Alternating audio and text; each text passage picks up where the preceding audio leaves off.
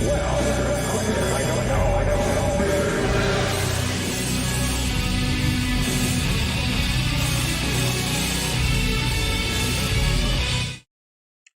everybody, welcome to Kent with Bent 122 Karbie, based on the Barbie movie, as I'm sure you saw. And yes, I am in fact the shill for Big Eye Bleach, making you look at pictures of Kent Hovind's face photoshopped onto various attractive women. It's what I do. Before we get going, I want to say a very special thank you to one Christy who got me some new screen protectors for my cell phone. I was down to my last one, and I was like, you know what, I'll just put some on my wish list. You never know. Maybe I won't need to buy them. And Christy came through and got those for me. They arrived yesterday. Thank you very much if you're watching, Christy. I really appreciate it. I am not giving your full name here because you put in a first name, middle initial, and last name. I feel like you didn't want me to read that on air. If you are here listening and you do want me to read all of it, feel free to let me know, and I will. But you might have to contact me in some way that I can assure that it's actually you so that you can tell me the full name so that I know it's you. Anyway, I don't think that'll come up. Bent, how you doing? I'm doing well. How are you doing, Dapper? I'm doing all right. You know, it's been kind of a weird month, really. Yeah. Yeah. You know, lots of weird stuff going on, both here at Casa Dino, around the world. It's just kind of a weird month, you know? But hey, that's okay. We are not here for weird activities or for whatever personal problems or personal triumphs there might be going on. Although I want to say thank you because a few days ago I put out a statement on my, what do you call it, my community tab, you know, one of those community posts, saying that, hey, you know, the belt's getting a little tight here around these parts, and if you would, you know, if you'd like to pledge to the Patreon, it's one of the most effective ways to give money to the channel, support the channel. And I gained at least 8 patrons since then. Oh, nice. So I want to say thank you to everyone who joined the Patreon. It really is appreciated. You know, sometimes expenses end up going up indefinitely, and it can be tough, especially since there's not a lot on YouTube that I can do to just automatically increase how much I'm making, right? Like, what am I going to do? Just pump out more videos? I'm already working pretty much full speed on videos. There's only so much more I can do. So I want to say a thank you to everyone who helped out that way. And of course, you guys being here, super chatting, membership, gifting, all that stuff, that also huge help. So we're here to dunk on Kent Hovind, maybe teach people a little bit of real science, and have a good time. And to facilitate this, we have drinking rules. Now, I first want to say, if you want to play along and you don't want to drink alcohol, please feel free not to drink alcohol. Bent isn't drinking alcohol. I'm drinking some whiskey cola. But if you do just iced tea. There you go. Yeah, feel free to play with tea, juice, soda, water, a vape pen. I don't care. But if you're going to take something that's an intoxicating substance, please know your limits. Be safe. Don't go and drive a car, operate a forklift, text your ex, anything like that. We here at the Dapper Dino channel accept neither responsibility nor liability for anything you do as a result of playing this game. You're playing this at your own risk. All right, now before we get right into the rules, Bent, you seem to be wearing some kind of frilly thing around your neck. Yes, I'm wearing a pink tutu. All right. Because we met a donation incentive. That's right. Yep. Last Kent with Bent, we hit a donation incentive for you to wear a pink tutu. This is actually the second time you're wearing a pink tutu in a row. I think so. All right. Well, if we get enough today, you might have to wear a pink tutu again at the end of the month on Halloween. Ooh. So there you go, guys. If you want to see Bent in the tutu for Halloween, it's up to you. It's up to you guys. All right. Now, for drinking triggers, first of all, we take a drink whenever Kent Hovind says something that's so stupid we just kind of have to, you know, cool our brains down a little bit. Second, if Kent Hovind says something that's actually factually correct, and he's not just quoting someone, it actually has to be a correct idea that's in his brain, comes out his mouth, we'll take a drink for that too. Now, we will also take a drink for jokes that don't land or stories that didn't happen. Now, with the stories, we had to use a little bit of judgment, but if Kent Hovind says something about, like, some wonderful discussion he had with a very strawman-y professor from Berkeley on an airplane, or talks about that time that the geologist he met at a museum went back to church with him and became a young Earth creationist after being questioned about the dating of fossils by Kent Hovind's young daughter, when in fact these are more likely to be conversations that Kent had with his shampoo bottle one day. Oh yeah, we take a drink for that. We'll also take a drink if Bent or I can predict what Kent is going to be arguing next when it's not clear. So if neither of us know what's up next, but one or both of us make predictions and one or both of us is right, we'll take a drink. We'll also take a drink if Kent Hovind mentions the National Socialist German Workers' Party, or NSDAP to give the acronym in German. If you don't know who that is, feel free to Google that. Now, if he mentions them, or various prominent members or leaders in that political party, or mentions various of their more historically significant activities in, say, the mid-20th century, we'll take a drink. But if he mentions some minor little thing like, oh, they repaired the plaster on some building, I don't care, whatever. Like, that doesn't matter. Because I'm sure they repaired plaster on buildings too. You know, I'm sure they did, like, upkeep of civil infrastructure. Because otherwise, how would they get the trains to run? So, yep, we'll take a drink for that. We will also take a drink if Kent Hovind does what we call a Trojan source. That is where he cites a source, we check the source, and not only does it fail to support his contention, but it actively contradicts his contention, right? So if he's like, okay, here's my source that says that, it is impossible for the moon to form from gravitational collapse, and he cites a paper that actually gives an explanation of how the moon could form via gravitational collapse, that is a Trojan source. We'll also take a drink if Kent Hovind does what we call ad hominid. Now, this is where Kent Hovind mistakenly confuses Lucy for some larger taxonomic group. And it can't just be that he's using Lucy as shorthand. He actually has to be using the single individual Lucy as a proxy for the entire rest of some larger taxon. So, for instance, if he says, like, oh, we don't know how Australopithecus walked because Lucy didn't have feet. I'm sorry, but other Australopithecus finds did. And you can't just pretend that Lucy is the one and only Australopithecus. So that would be an ad hominid. We only get that once per show. And let's see, there are also ways that you guys can get us to drink. So if you do a membership milestone chat or a super chat, and it includes anything to the effect that AIG, that's Answers in Genesis, are a bag of dicks, we take a drink. And that is because of their historical abuse of the copyright system here on YouTube, which is very easy to abuse and is heavily stacked against people using fair use. Now, Savage Crichton et al. 1990 Cobra, nice, says AIG is a shifty satchel of science-slandering salami, which means we take a drink. Nice. There we go, first drink of the night. Now, also, if you gift memberships to the channel, we will take a drink per gifted membership, up to about 30 in one gifted go. At that point, we'll just finish the drink, grab a new one, add that to the counter, and there you go. We will also take a drink if anyone super chats or milestone chats, and it includes one of the kaiju emojis. That's Godzilla, Mothra, or King Ghidorah. You have to be a channel member to get those. And also, if Godzilla or Mothra come by audibly, we'll take a drink. Bent, what have I missed? Nothing. Nothing, really? Yeah, you got all of the rules. Wow. I'm doing all right at this whole remembering the rules thing. It's almost like I have to say them every week. Right? All right. Well, actually, I usually say them twice a week because we usually end up drinking on Saturdays too. Well, with that, it is time to dive into this episode with Kent Hovind. I don't even remember what he was talking about. Let's just hit play and see what happens. Bent, if you can't hear it for some reason, let me know. That when you break open a lump of coal, a toad jumps out. Oh, yeah, he's talking about the alleged phenomenon of preserved lizards and toads in bits of rock. So, there's a problem with this in that it's really actually very hard to find verifiable examples of this that actually contain things like reliable information on what rock the animal was in, how long ago that rock formed, things like this.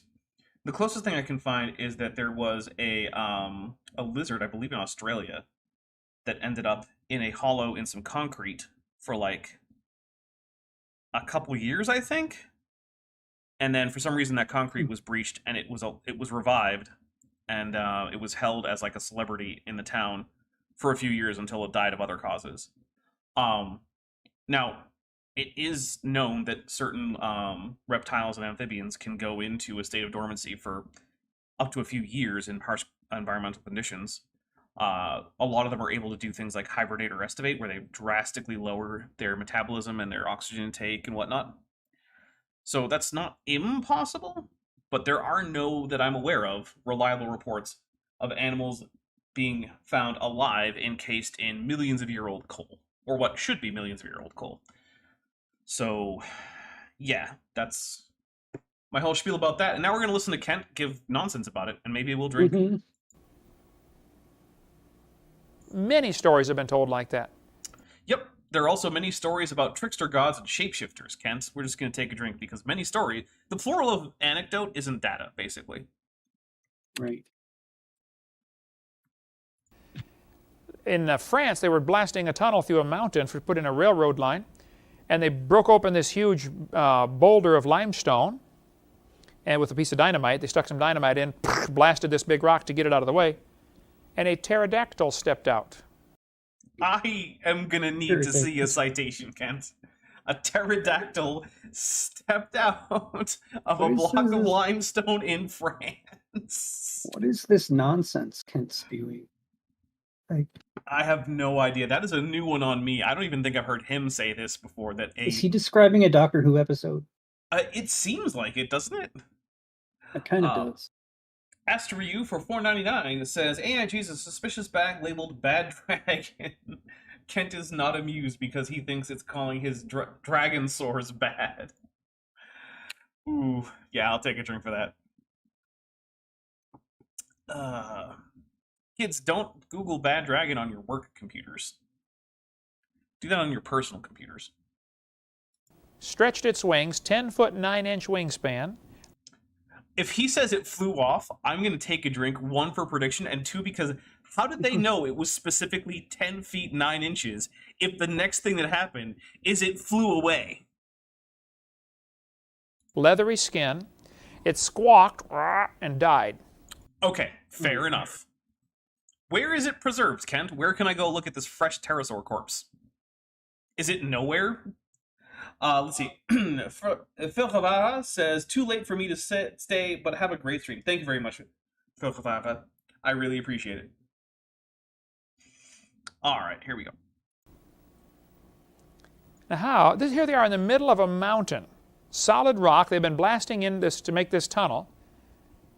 And a pterodactyl steps out. When they looked at the boulder that they just broken in half, there was a perfect impression of the pterodactyl on both sides.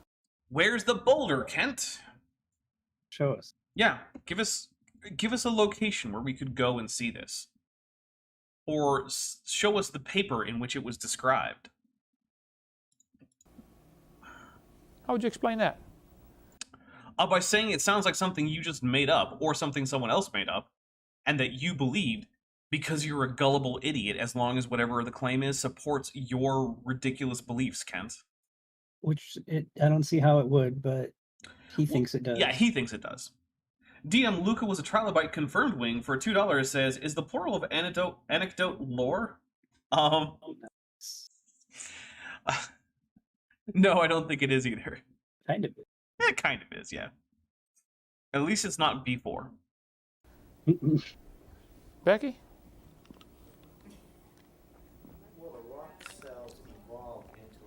Oh, rock cells evolve pterodactyls in the middle of them. Yeah, that could be. Well, that was a joke from someone else that didn't land. We'll take a drink for it anyway. I have a theory about that. During the flood, all sorts of things were buried. Many were buried alive. Now, frogs or toads, during the winter, they dig down into the mud, cover themselves up with a coating of mud, and go to sleep. Mm-hmm. Now, that is, depending on the species, that is a thing that some frogs can do. And it's not just in the winter. Some frogs do it in the summer. There are actually frogs here in the desert of Arizona that spend most of their lives in a, mucus-filled cocoon, basically. until there's enough rain, at which point they hop out, start eating, lay some eggs, and then go back into the ground. Assuming they survive, because, a lot of them get eaten by, like, hawks and coyotes and whatnot. Actually, remember that gigantic frog that was here not that long ago? Yeah. Yeah. That was during the monsoon. Yes, it was. How long can they last? Few years. Can they hibernate 5 years? That would be a high estimate. I wouldn't say no, but maybe. 10 years? No, I would be very, very surprised if a frog could last for a full 10 years. They can't stop their metabolism. 4,400 years? No. Mm-mm. Yeah, I would need to see some actual evidence for that, Ken. If you said 5 years, I'd be like, maybe. Oh, Belvaka sends their first super chat to the channel. To everyone, what is your favorite Dapper inside joke? Answer in the chat, please. And AIG or a bag of unsavory male chicken. Thank you very much. Oh wait, this is the 5th super chat on a live stream. Wait, we're doing like 5th anniversary stuff. Okay, you know what? Cool. Thank you for sending 5 super chats. I guess I just noticed it's a 5 and it says let's celebrate their 5th super chat on a live stream. Hey, I appreciate it. All right, everyone's goal should be to get to 100. No, I'm kidding.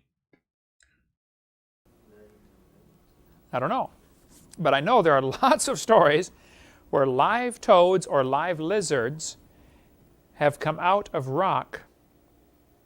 And I'll show you the stories in Reader's Digest, Strange Stories and Amazing Facts. Reader's Digest. Reader's Digest, of course. The scientific journal. Yeah, one of the most highly regarded peer-reviewed works in the entire world. I don't remember, Bent. They are peer-reviewed, right? Turns out no. Wait, what? Are you saying that, like, they can just publish whatever they want and there's no oversight? Sounds about right.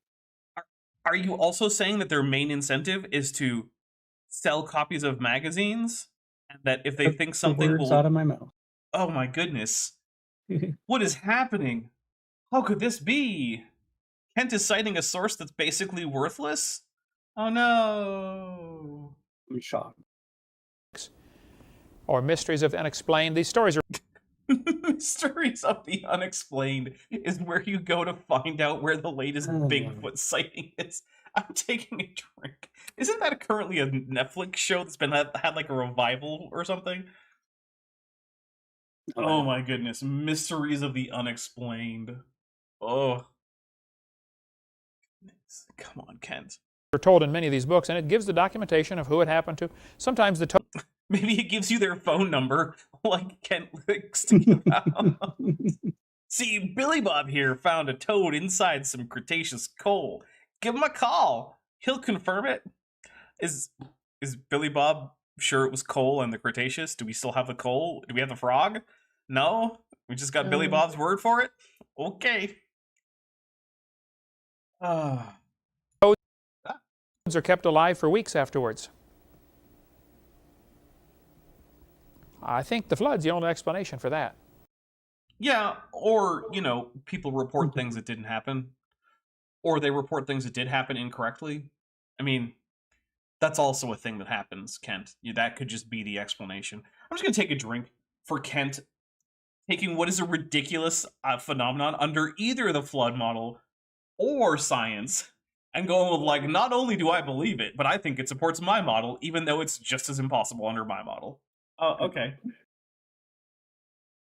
DM Luca was a trial by confirmed wing for $2 says next he's gonna cite Weekly World News. Yeah, seriously. Kent, how does Batboy fit into creationism? Get these live animals trapped in these rocks. They're going to say each of the layers is a different age. Well, now, hold on just a minute. Mm-hmm. All over the world, we find petrified trees standing up. I mean, I wouldn't say all over the world, but yeah, it's a kind of, yeah, I'll take a drink, but that's technically true. I mean, there are lots of places where you can find petrified trees that are in more or less vertical positions. Also, I just went over Polystrate fossils on Saturday. How is it that this keeps happening, where this is like the same stuff comes up, not just in Young Earth Creationism, but like on consecutive live streams. Darwin didn't like to round off the numbers, so he said the Wealden deposits in England were 306,662,400 years old. Okay, so I want to point out, the citation for this is Noah to Abram, The Turbulent Years by Erich von Funge. You know what that isn't? Science paper. Well, not only that, but it's also not Darwin having written that. So I think we can actually get a sort of proxy Trojan source here.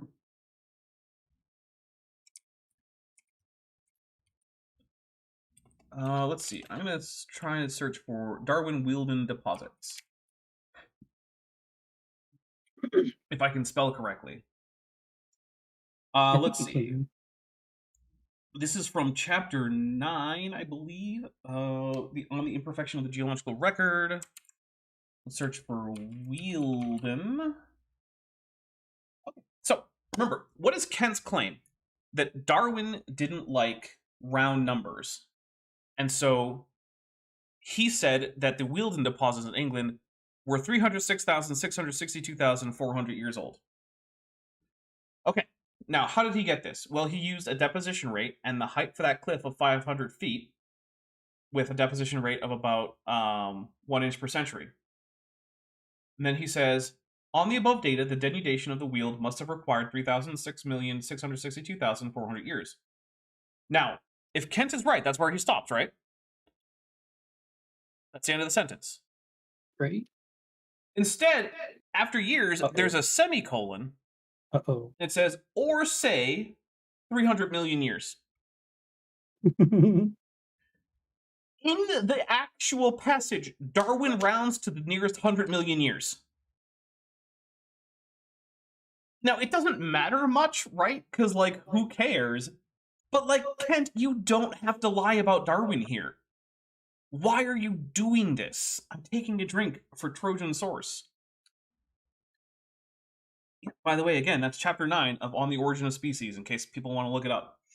David B22585, who's been a member for 14 months, is at the Amnia level, thank you very much, says, because the truth doesn't change, and for Kent, 2 plus 2 is the same today as it was in the 1970s. 5. Yeah, it's true. Oh, man, it's actually not too often that we drink for Trojan Source for Kent, because he so rarely provides sources that we can actually check up on. Instead, it's like, some guy said it 40 years ago, and this was his number 20 years ago. Oh, okay. Thanks, Kent. Oh, that's real good, Charlie. How do you know this now?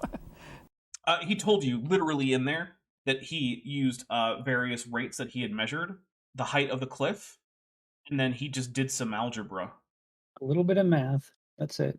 Like, yeah, you could just check chapter 9 of The Origin of Species, Kent. Wait, no, you can't, Kent, because you don't know how to read. I forgot about that.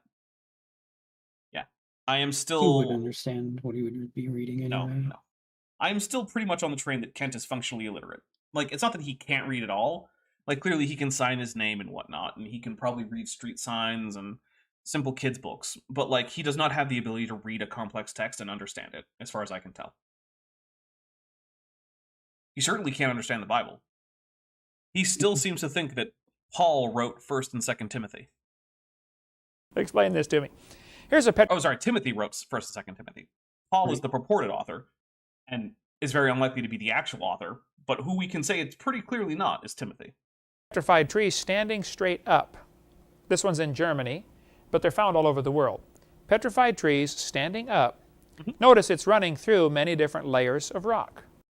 But are those strata, Kent, or are they what are called laminae? Now, you guys might not know this. This is not common knowledge for most people who don't study geology at all, but within a stratum, that's the singular for strata, you can find many laminae, singular lamina. These are layers within a stratum. So a stratum represents a broad depositional environment, like a lake, a desert, a shallow sea. And the laminae represent cyclic or irregular changes in that depositional environment that keep it as still more or less the same depositional environment. Now, to some degree, where laminae stop and strata begin is a little bit fuzzy, right? If you have a long-standing depositional environment that changes its character slowly through time, then it's probably going to be more than one stratum. But exactly where you draw that line and whether this particular barrier is going to be a barrier between strata or a barrier between laminae can become a little bit fuzzy. But overall, in most cases, it can be pretty easily determined whether or not layering is laminae or whether it's strata. Now, in the case of these upright fossils, these are laminae representing periodic floods of a bog system. Now, a bog, definitionally, is a wetland where the rate of deposition is higher than the rate of decay, which basically makes them fossil factories. It's where a lot of the coal comes from, is carboniferous bogs. And also, I love that his source is Bob Jones Earth Science. Mm-hmm. Bob Jones is the Bob Jones from Bob Jones University, the religious university in the United States that only recently got rid of their rules on miscegenation, which, in case you're not some, like, 70-year-old person who's, like, very white and from South Carolina, miscegenation is a fancy word for dating or marrying someone who has a different race than you do. Yeah, it was illegal. Well, not illegal, but it was against the rules and could get you kicked out of college at Bob Jones University until very recently for you to date outside of your race. That's so messed up. Yeah. So that's where we're getting this. But yeah, here we go. This is another one of the proofs that the layers of rock are not different ages. No, it doesn't do anything to do that. Okay, let's take it. First, in order for those laminae to appear, there has to have been a sequence of events, right? Multiple things have to have happened to cause the layers. Because one of the things we see between the laminae, at the upper surface of one, is a paleosol. Now, what a paleosol is a preserved bit of soil. Paleosols take time, right? Because soil can't be established immediately. So if some little flood comes in, deposits, I don't know, like a few dozen centimeters of sediment, the surface of that isn't going to be soil. It's going to be fresh sediment. It takes time for plants to grow in it, for plants to die in it, for animals to turn it up and cycle those nutrients through, for bacteria to come in and start adding nitrogen to the soil and things like that, right? Like, this takes time. And then you have another wash of sediment come over that. That means that these had to take at least a few years per layer. So even though it's not more than one stratum, and these aren't polystrate trees, it still means that had to take time. Now, how much time? Well, we don't know for certain, right? Because there could be some indeterminate amount of time between each lamina. But at a minimum, it's going to take at least a few years per lamina. So, that tree at 7 meters is probably going to end up having to have stayed standing for, I don't know, 30, 40 years. Now, that's a long time for a tree, but it's doable. Trees can stand that long. But it's even more doable back then because it seems that organisms that could eat wood hadn't evolved yet. Wood is the primary structural component of wood is called lignin. It's a very tough to digest chemical. And in the Carboniferous, where most of these trees come from, and where most of the coal comes from, it seems that nothing had yet evolved the ability to digest lignin. Which means that if a tree died standing up, it was probably going to stay that way for a very long time. A very, very long time. Because nothing could eat the wood. In fact, even today, only a very few bacteria and fungi can digest lignin. That's why termites have such important gut bacteria, because their guts contain one of the few bacterial species that can digest lignin. Here's a petrified tree with me standing next to it. This one's from Yellowstone National Park in Wyoming. In Yellowstone, there's this place called Specimen Ridge. I was there a couple years ago when Eric graduated from the college out there. And we went to Specimen Ridge. There are petrified trees standing up. None of the trees are more than 500 years old. They have less than 500 rings. Okay. Many of them run through 4 or 5 layers above the one that they're in. Nearly all of them have roots that go out a short distance and stop. Well, so here's an interesting thing. These are actually not modern trees. These are lycopod trees. And they didn't technically have roots. They had rhizome systems. and they were not as extensive as modern trees, but we can still tell that these root systems generally grew in situ, which means that the trees were buried where they grew. And also, we can tell that they generally that they can penetrate down into lower layers that contain paleosols, but they don't go up into higher levels that do the same, which means that we can be pretty well assured that the ground level is roughly where the trunk starts. So, yeah, it's pretty obvious that this is not what Kent wants it to be, which is basically just flood debris. If a hurricane came through town here and knocked trees down, it would knock the tree over and pull up a root ball. Does it get all the roots out of the ground? No, it breaks them off, doesn't it? Okay, Kent, so where are your root debris? Did you find any of those? Because it doesn't sound like it. Also, for $5, Savage Crichton et al. 1990 Cobra said for $5. AIG is a bag of material that lignin-eating bacteria had to evolve to eat. I'll take a drink for that. Thank you very much. Okay. Vagary says college or quote college. So as far as I know, Bob Jones University is an accredited school. I don't know what all their degree programs are. I certainly would not trust anyone with a science degree from Bob Jones University. But my understanding is that in at least other areas, that the academic quality is reasonable. So certainly a place Kent couldn't graduate from. It'll break them off, depending on how strong the root is, it'll break it off somewhere. And you end up with a root ball. Which these trees didn't have in the first place, because remember, they're not modern like pine trees or oak trees.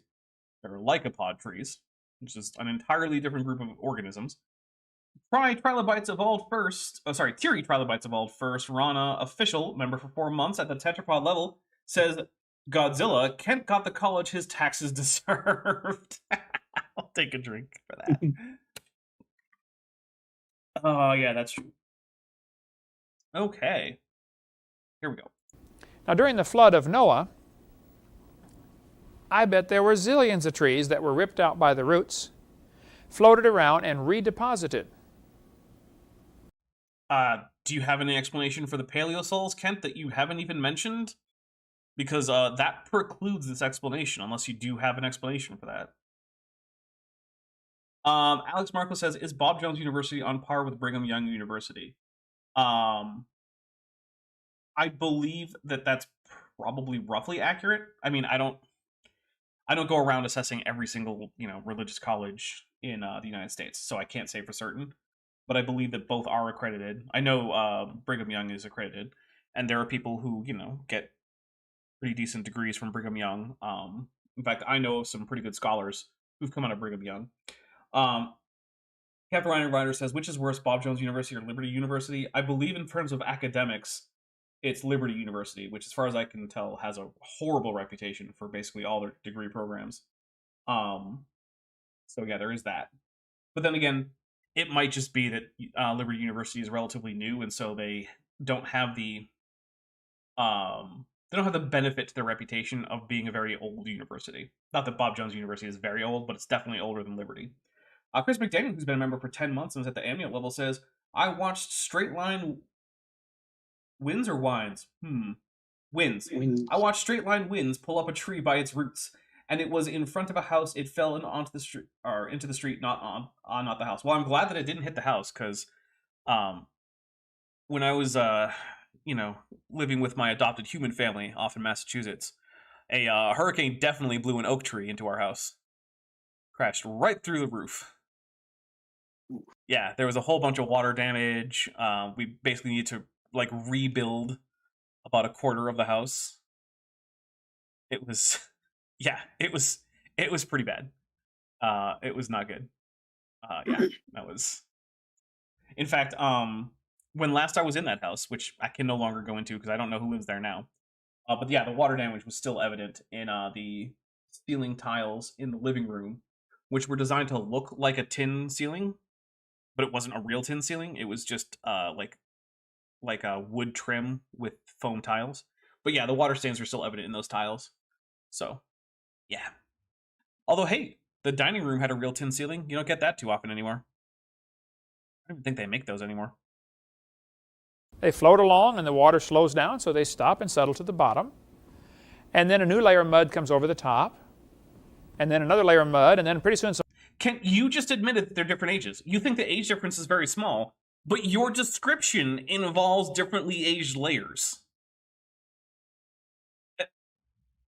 Am I taking crazy pills? How is nobody noticing this?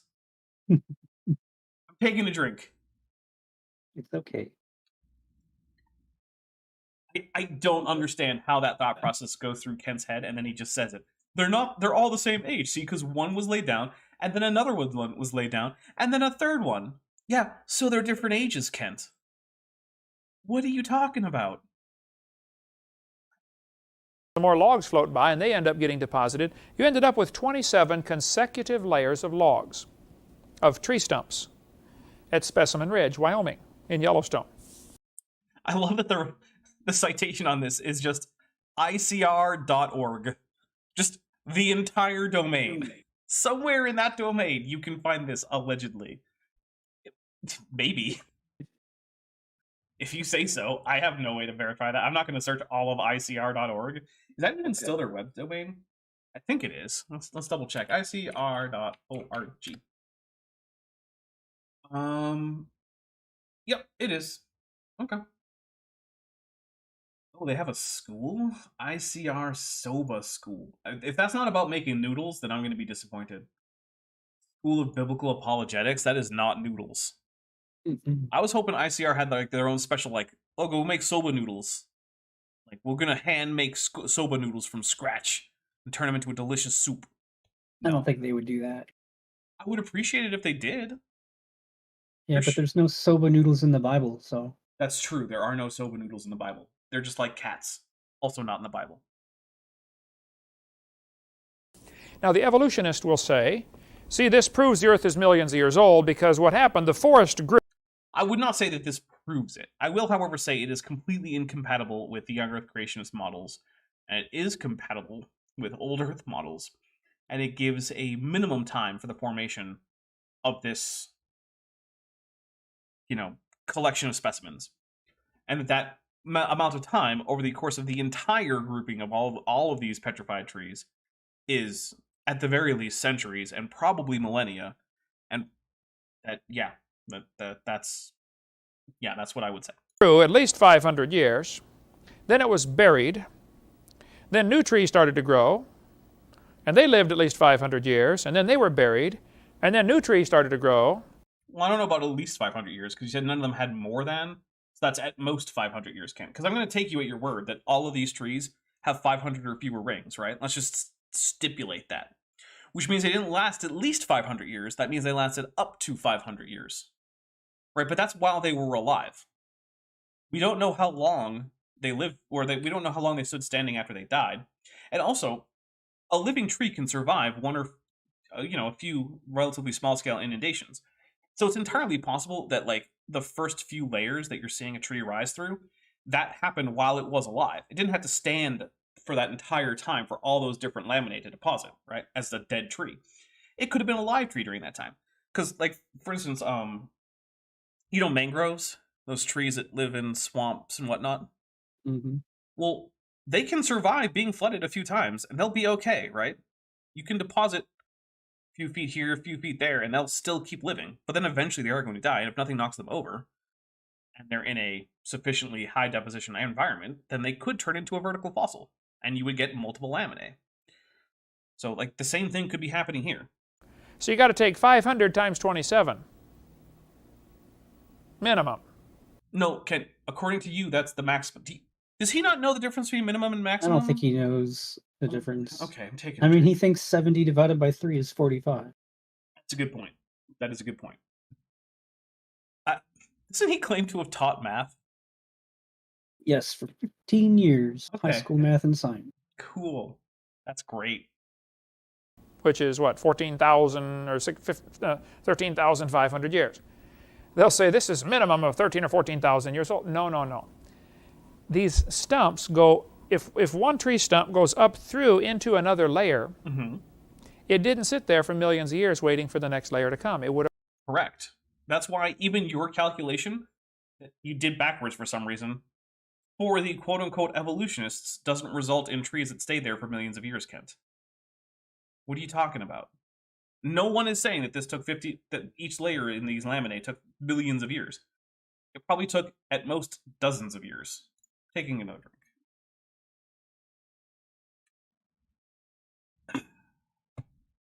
Alex Markle says, you just got done saying he can't read. Hey, reading and math aren't the same thing. You can be basically illiterate and good at math. That's a thing. Have rotted and fallen over by then. Unless nothing was around to rot them. When a tree dies, it rots in a few years. Yeah, now that there are things that eat lignin. And falls over. Petrified trees that are standing up are found all over the world. There's a guy by one in Joggins, Nova Scotia. Quite a few have been found there. I got some other more modern pictures. Here's one from Alabama. This guy's a friend of mine up in at Troy State. No, Don Patton, I don't know Don McDonald, but I know one of the other guys there. He said, we find petrified trees in coal all the time. Well, yeah, they formed in bogs, which is how you get coal, right? What am I missing here? So, for those of you who don't know, right, bogs create peat. Peat is mostly flammable organic material. And people actually harvest peat to burn. Not so much anymore for, like, practical purposes, but, like, people will use it to, like, burn it and then let the smoke infuse, like, whiskey barrels or something. That's how you get, like, peaty scotches, right? But for a while, in places like Scotland, that was just a regular fuel source. People would heat their homes with peat. But when you let peat go on its own, it eventually turns into coal. And the longer it lasts or stays underground, and the higher temperature and the higher pressure, the higher grade the coal is going to be. Peat is basically just the lowest possible grade coal. So if these things formed in a bog, which is the standard explanation, then of course you're going to find coal because that peat was sitting underground for hundreds of millions of years. What? This is what we would expect. I have no idea. He's a miner. They dig up coal seams, and you find this tree, and it extends up right out of the coal into the next layer. I mean, that's interesting, although that's not what you showed, Kent. It would be nice if you had showed that, but, Of rock. Sometimes the top part of the tree is petrified, and the bottom part of the tree is coalified. Yeah, that kind of makes sense, Kent. I got a rock in the right above your desk there, Becky. The outside is petrified, the inside is coalified, turned to coal. Same rock. Okay, so the exterior of the plant tend to be compacted, had all the various chemical changes that turn plant matter into coal, and the interior was permineralized as a result of minerals flowing in and out. I don't see how that's a problem for creationism or for evolution on its own. Like, it's cool, but I don't get where his model predicts this and the scientific model predicts not that. Like, what's the difference? There's no distinguishing prediction that I can find here. Interesting. Here's some from Joggins, Nova Scotia. This family took these pictures for me. From a little kid sitting there putting her hand on a petrified tree standing up. Can you see that one? It obviously went way down. Most of the pieces have now fallen out of the cliff. But there are petrified trees standing up, running through multiple rock layers. In Germany, they're found. In France, in many parts of the United States, these petrified trees are found. Man, so they're found all over the place where, the swamps of ancient Carboniferous Pangea were. Mm-hmm. Cool. He'll credit the flood, though. Yeah, of course. In California, they find lots of petrified trees standing up, running through multiple rock layers. Sometimes the trees are upside down. Are they? Because, I can't tell that from this picture. How would you tell?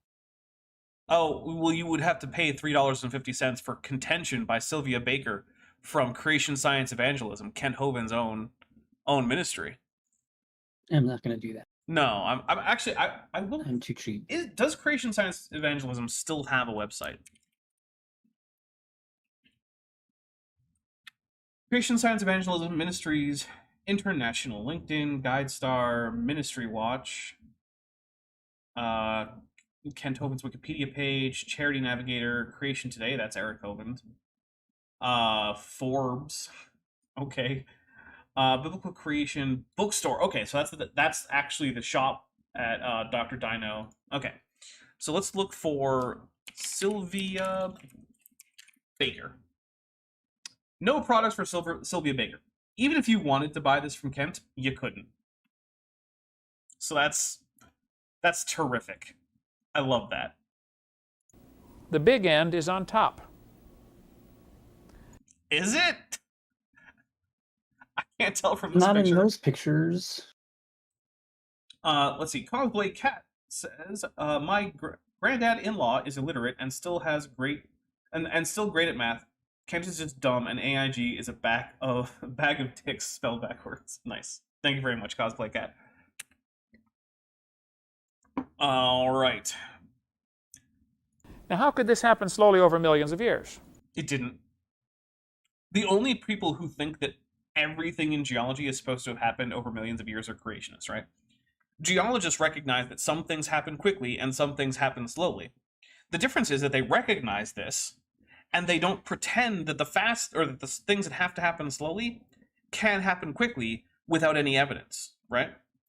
What creationists do is they strawman geology into saying, well, everything takes millions of years. Everything is slow to deposit.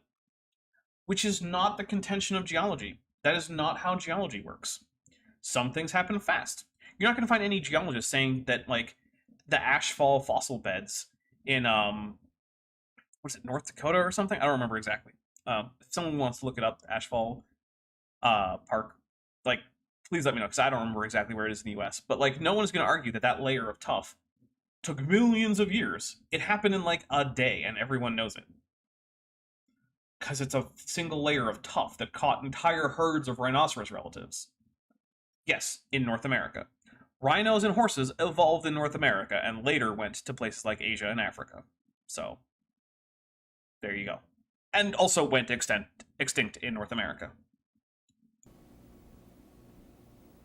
I've thought about it for a long time, and I think I'm I'm going to take a drink for how ridiculous that statement is. And thinking about something for a long the evolutionists really have 15 only minutes? That's a lot. Maybe 15 seconds. two ways to solve this. Number one, they can say the trees stood there for millions of years, Or, dozens. Just go with dozens. while the dirt slowly formed around them.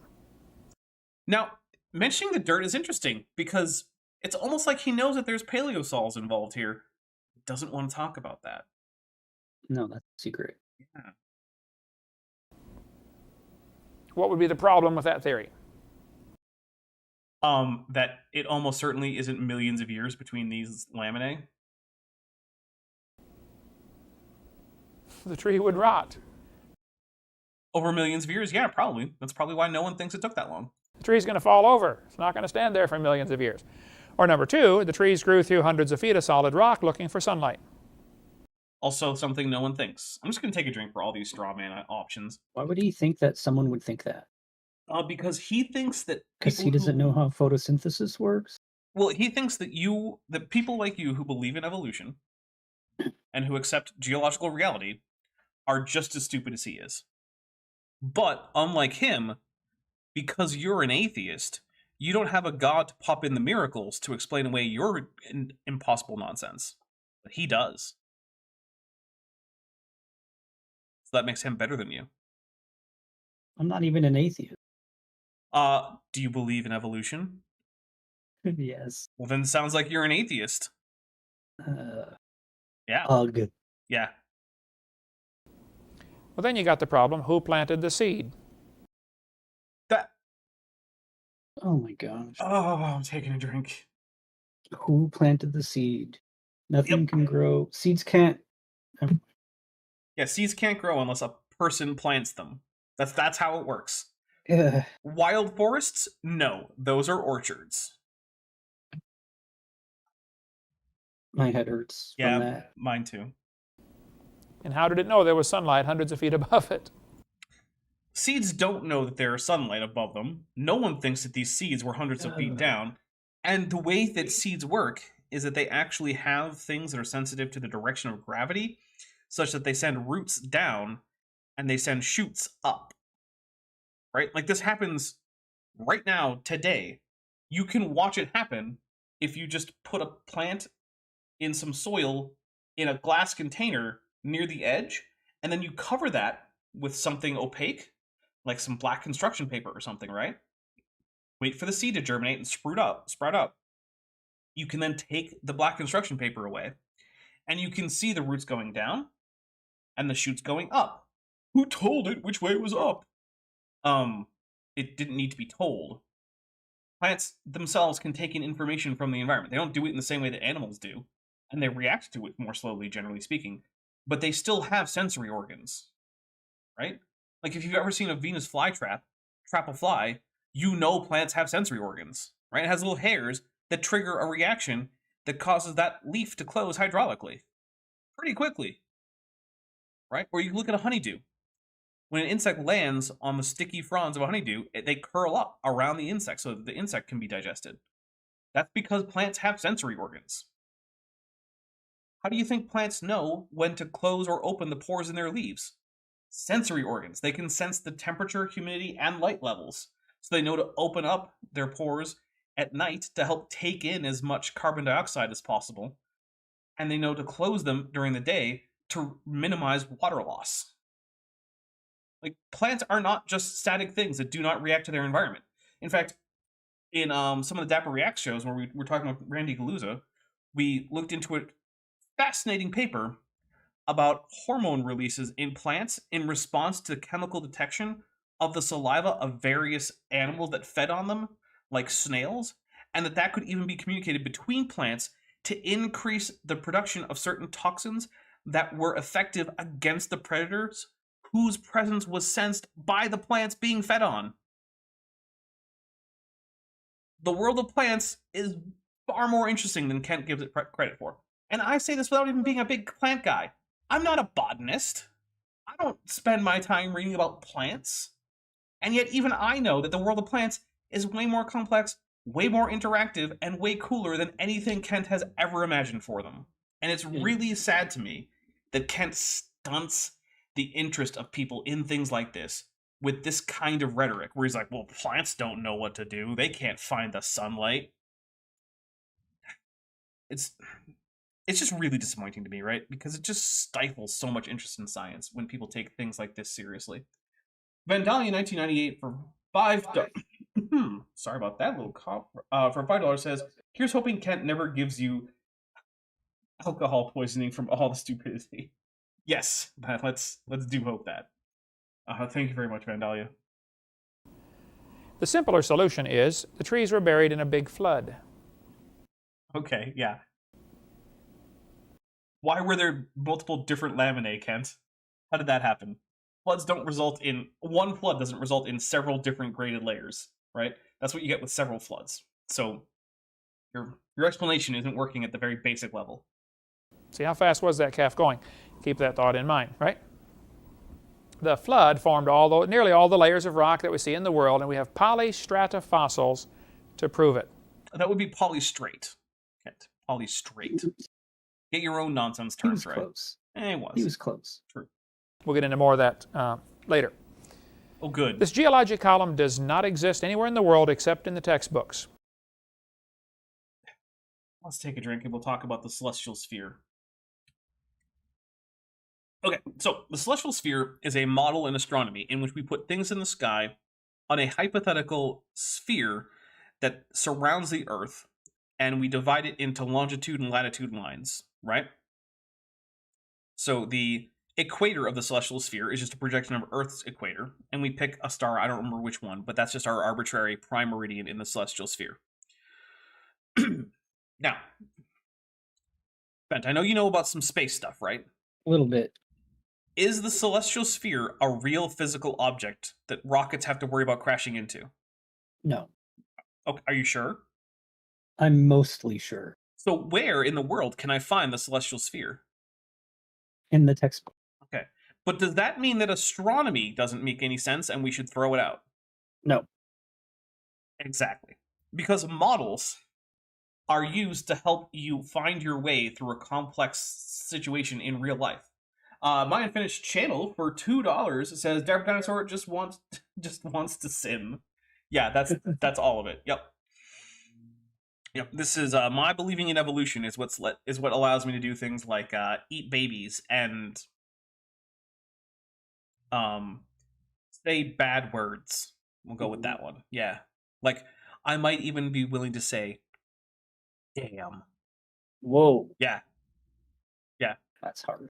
Might want to cover the ears of any kids in earshot. They don't want to hear me say damn. It's not great. It's twice. So yeah, just like the celestial sphere is there to help you when you look up into the sky, figure out what you're looking at, where other things are, and how to orient yourself for things like stargazing or astronomy and things like that. The geological column is a model, a construct found in textbooks that allows you to take a look at what rocks you do see and orient yourself through geological time. It's not supposed to be a physical object that exists in the real world. Alia Jane, who's been a member for 10 months and is at the annual level, says, thanks to the kind soul that gifted membership after canceling due to job loss. With a Godzilla and some pelagic tunicates. We'll take a drink for the Godzilla. Yes, yeah, gifting membership is great, and I'm really glad that YouTube added that, because there are people who, things change and they want to stay, channel members and have access to emojis and whatnot, but, sometimes things change and you can't afford to keep up the membership, and so sometimes gifted memberships can really help out with that.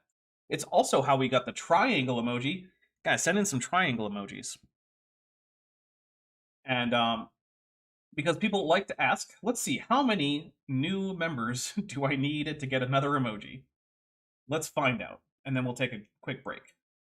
That is a lot. Yeah, it is almost certainly a lot. Let's see. Look at my members. Whew. Yeah, it's 88. That's a lot. That is a lot. If anyone wants to gift 100 memberships, we'll get there. All right, everybody. We're going to take a quick break. We will be back very shortly. I'm going to get a fresh drink. If you need to do any kind of biology stuff, now's a great time to do it. And we will be back in just a few minutes. In the meantime, though, you can listen to the wonderful musical stylings of one Beethoven.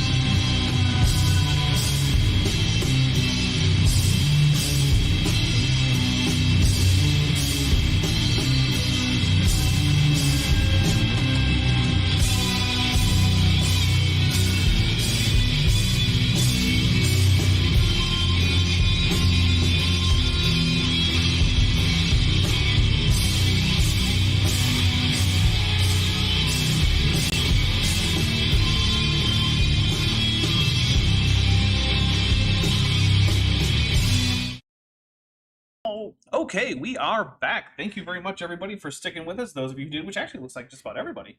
Really appreciate that.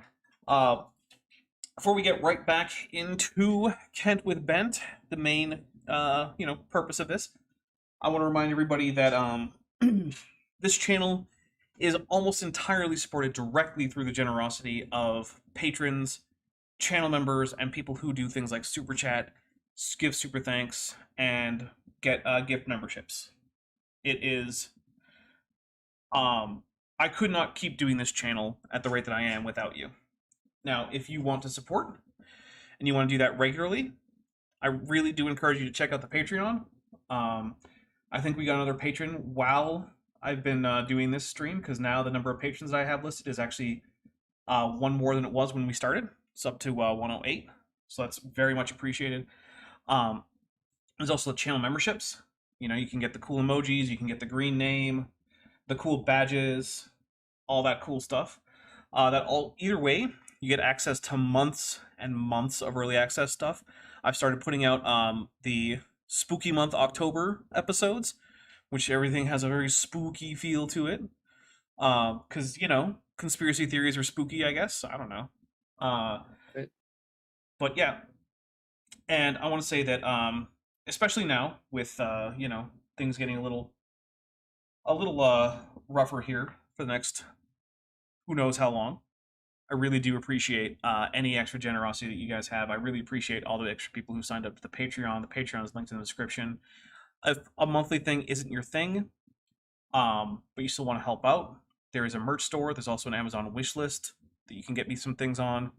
That's why I thanked Christy at the beginning of the stream for getting me the screen protectors for my phone. There's also Bent here has a his own Patreon you can donate to, help him out. So thank you very much. I just want to make sure that I express my gratitude and also let people know how to help out if you want to. So yeah, let's keep going with Kent Hovind, and we'll see how it goes. Mm-hmm. But you need to understand the history of the times. In 1830, when that book came out, things were becoming pretty prosperous. Oh, Maya Atkinson sends $10 and says extra generosity. Thank you very much. And then Dr. Tapioca Weasel and Fate Degrade both just gifted 5 Dapper Dinosaur memberships. Memberships going to Robert Adsit, Dark Law Dragon, Meta Jetta, Landon Knoll, let's see, Quiet Fern, 1027, Maya Atkinson, Wayne Gaffney, 3 Can Sam, Enobi Way, and SG Cruitt. Let's take 10 drinks, shall we? 1, 2,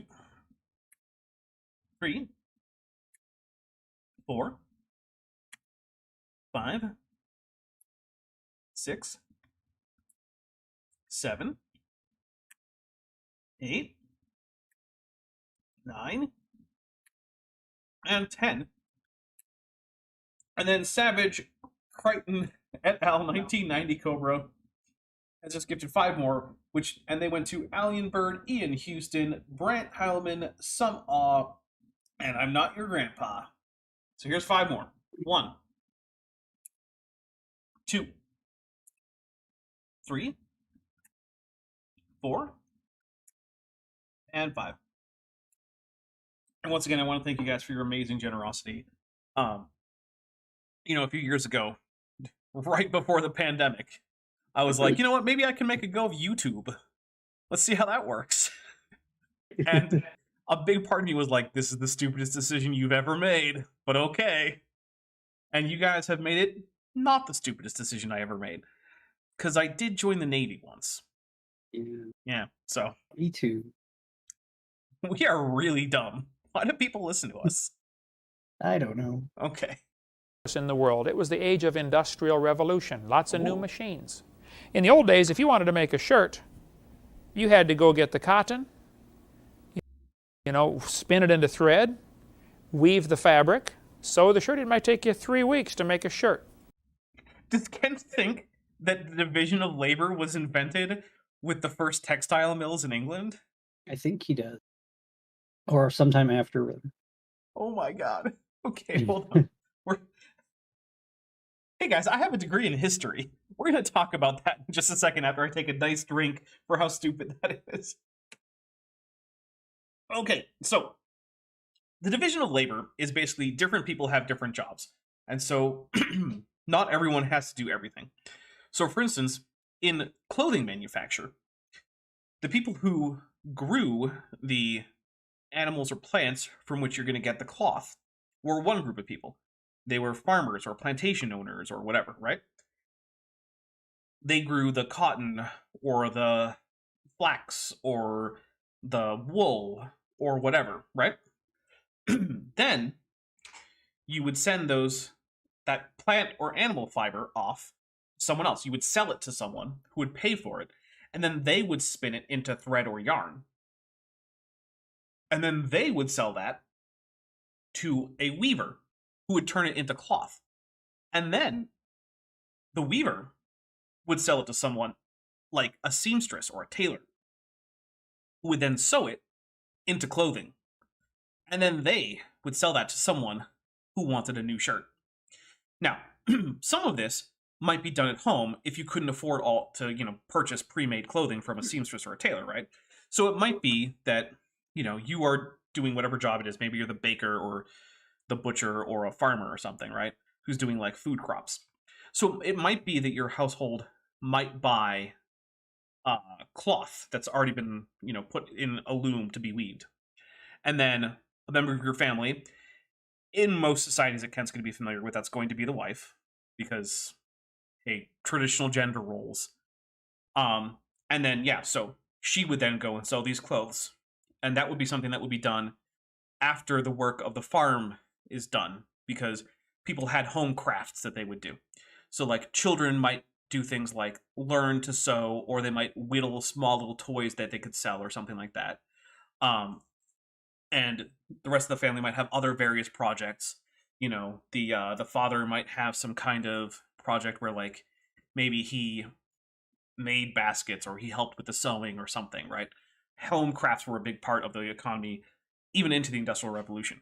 But the earliest times when the division of labor started is basically with the rise of agriculture, like 5,500 years ago minimum, right? Is when this idea started. Division of labor did not start with the Industrial Revolution. Goodness. Yeah, that's... He should know that, too. He should. He really should. Now they got machines that can make... DM Luca was a trilobite confirmed wing for $5 says, Ken also thinks stone tools were napped on the spot and then discarded. Yeah, he does. He thinks that the way that ancient hunter-gatherers would work is that they would just hope to find stones that they could nap on the hunting grounds, use the weapons then, leave them behind to carry back the kill, and then just hope that there were nappable rocks at the next hunting grounds, which you can't depend on. These were high-skilled tools. They're still high-skilled tools. Most people don't know how to nap flint to make useful blades. It takes a lot of work and a lot of time and a lot of skill. You're not just doing it on the spot. Make a shirt in 3 hours. Wow. Now instead of spinning the thread by hand, with their, pedaling their spinning wheels, you got a big machine to make it in a hurry. A big machine with shuttlecocks. That's a true fact. Yeah. And the more machines that came on the line in the early 1800s, called the Industrial Revolution, the more prosperous things became. I mean, all of a sudden... there's a sense in which that's true. There's also a sense in which it did not alleviate poverty for everyone. However, there is something to be said for the fact that the increased division of labor is tightly correlated with a vast increase in populations, which means that, at the very least, the Industrial Revolution basically kept more people alive than otherwise would have been kept alive, because we didn't see a big jump in birth rates. We saw a big jump in, like, the survival of kids. So there are ways in which it's true, but there are also ways in which it's not true. Like, it vastly increased things like pollution problems, poisoned rivers. People started, while living through childhood, developing things like lung disease earlier. So, like, what I'm saying is it's complicated, right? There are ways in which it's kind of true that this was a good thing for humanity overall in terms of just standard of living.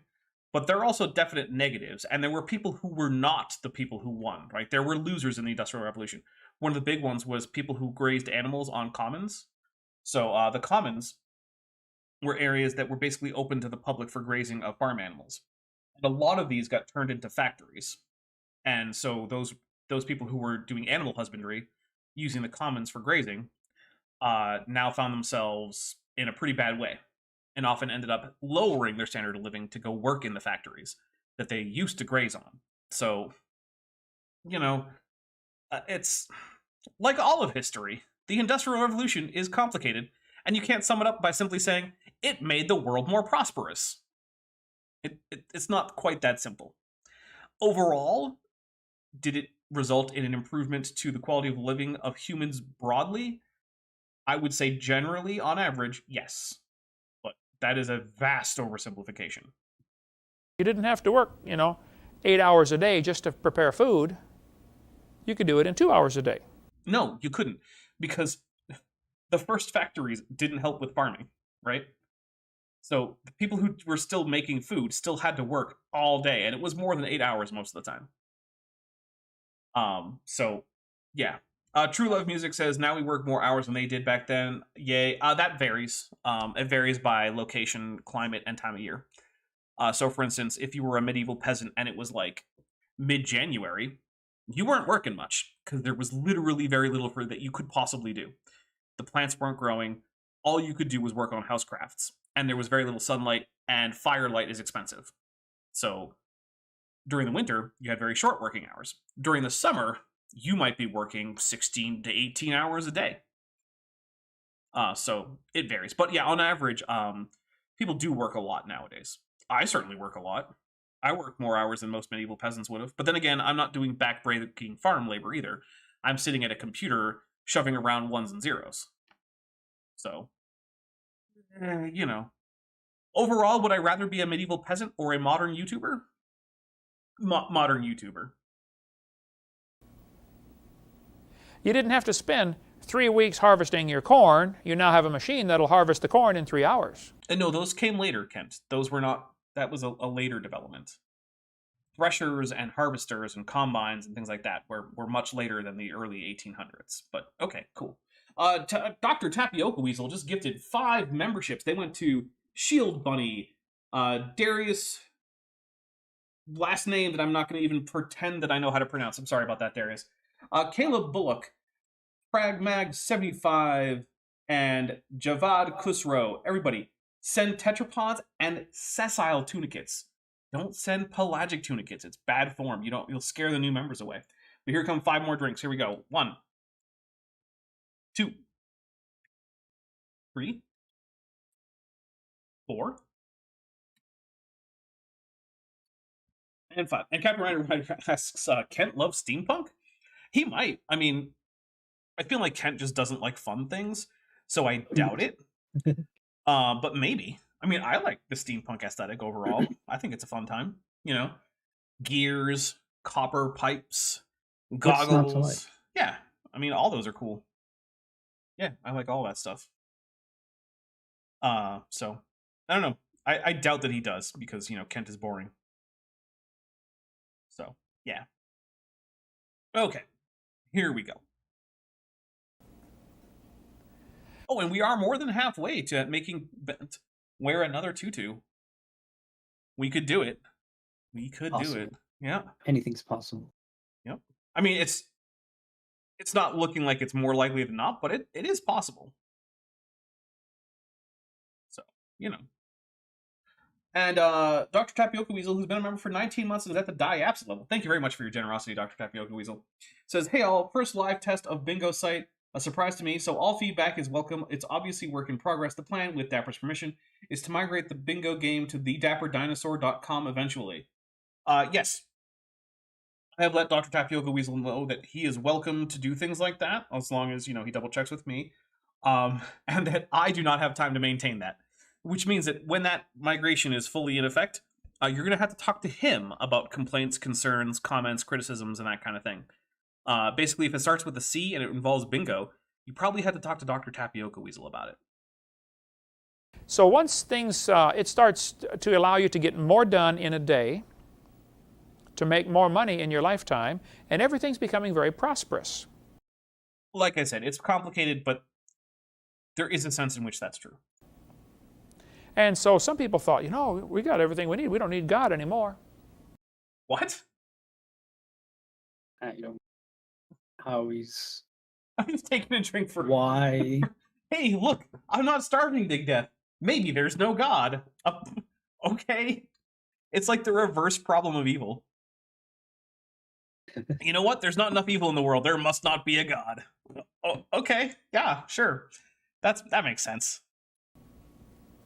And often when times are good, people turn away from God. Do you have statistics on this, Kent? Because I would love to see them. Because I've also heard of people who, you know, give thanks to God more when times are good. Yeah, me So, too. like, you know, like I know That's- plenty of people who, when you say like, "Oh, how you doing?" They're like, "You know what? I'm doing great. Thank God. You know, I'm so blessed that, you know, my life is going well right now." And that seems like the opposite of turning away from God because things are going well. So, yeah, I don't know. When times are bad, they turn to God. Some people say, boy, if God had given me $1 million, I'd tithe. No, probably if God gave you $1 million, it would ruin you. You'd end up getting away from God altogether. There are no religious millionaires, I guess, or at least very few. I feel like millionaires are probably in about the same level of religiosity. In fact, the only millionaire I've met personally, I happen to know, is fairly religious and is in fact a Christian. Or at least the only person I know that I know is a millionaire whom I have met personally is quite religious. I guess I may have met personally other people who are millionaires and I just don't know about it. So, you know. That's probably, and God knows that's what would happen. It does to most folks. Doesn't have to, but it just seems to work that way. So in the early 1830s, people were believing the Bible was true. The flood formed all those layers. Lyell comes along and says, no, these layers formed slowly. Remember, Lyell also believed in Noah's flood, and he did to his dying day, as far as anyone can tell. Olivia Williams for $6.99 Beaverbuck says, well, we know the more prospects I think you mean prosperous. I think that's probably a phone autocorrect. Well, we know the more prosperous countries are the less religious. Yes. Well, here's the thing. Do we though? We know they're the less likely to explicitly claim belief in God. But if you look into like what religiosity tends to involve outside of a Christian lens, it's actually not very clear that they're significantly less religious. For instance, most people in the various very prosperous countries that claim to have low levels of religiosity also still have high levels of doing things like using religious facilities and rituals to mark various life events like births, deaths, marriages, and things like that. And in terms of like religious studies, definitions of religion, that still counts as religiosity, even though it does not necessarily come with a supernatural belief. Because as it turns out, belief in the supernatural, completely optional for being religious. You can be a very religious person who has a particular religion and also be an atheist. There are lots of religious atheists out there. And by that, I don't mean people who are just dogmatically atheistic. I mean people who are not necessarily dogmatic about atheism, who are definitive, non-believing, and actually disbelieving atheists, who are also active members of religions, and are not hypocrites in doing so. That is a thing that happens. It's sort of like people like to talk about how a-religious Japan is, and yet it's full of very active temples. It's because Japan isn't actually a-religious. It just has a relatively low amount of belief in the supernatural, and those are not the same thing. Vandalia 1998 for $5 says, that's why we have all those poor megachurch pastors. Being rich is bad. Yeah, well, to be fair to Kent, Kent is not a fan of megachurch pastors. I've heard him fairly strongly criticize things like prosperity gospel megachurches and things like that. So I'm going to give Kent where credit is due. He also recognizes the harmfulness of prosperity gospel nonsense. So, you know what? Good for him on that, because it is very destructive. And Olivia Williams, who's been a member for 18 months, says, also got that to use Ghidorah. So we'll take a drink for Ghidorah. Yeah, it's important to remember that religions do not all function the way that Protestant Christianity functions. And they started believing it, and it turned them away from the biblical worldview. And all of this had a very profound influence on a young fella named Charles Darwin. Charles Darwin went on a boat ride in 1831. The boat Weird way to put it, but okay. was called the HMS Beagle. Yeah, he's getting this right. We'll take a drink. And that boat ride, while he's sailing around, he had just graduated from Bible college. And he brought some books with him. Oh, I want to say the Offish has just joined the channel at the Amniote level. Welcome to the channel memberships. By the way, everyone who has just received a membership or who just got themselves a membership, I want to say if you go to the your Discord and you look for settings, connections, and you connect your YouTube account that you have the membership with to your Discord, it will automatically add you to the supporters only Patreon or Discord server. Sorry. So feel free to check that out. It's a lot of fun. After this, we're going to be watching 4 episodes of Power Rangers Lost Galaxy, which according to Bent has the best theme song so far in Power Rangers. I really like it. It's hard to top the original Mighty Morphin Power Rangers theme song, but this one's grown on me quite a bit. Yeah. In fact, every once in a while I hear him humming or singing it just randomly. Yeah, I'm humming it all day, every day. Yep. Him to read. One of the books he brought was Principles of Geology, written in 1830.